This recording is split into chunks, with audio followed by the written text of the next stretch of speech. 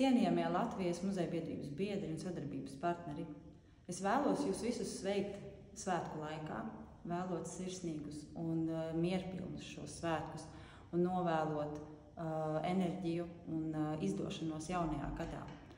Šajā svētku laikā es vēlos teikt paldies katram no jums, katram muzeja darbiniekam par atvērtību, par sadarbību un par profesionalitāti, kas ir ļāvusi mums, Latvijas muzeja biedrībai, realizēt brīnišķīgus un profesionālus projektus, kas parāda, ka mēs muzeji spējam būt ļoti atvērti, ļoti iekļaujoši un uzrunāt visdažādākās sabiedrības grupas.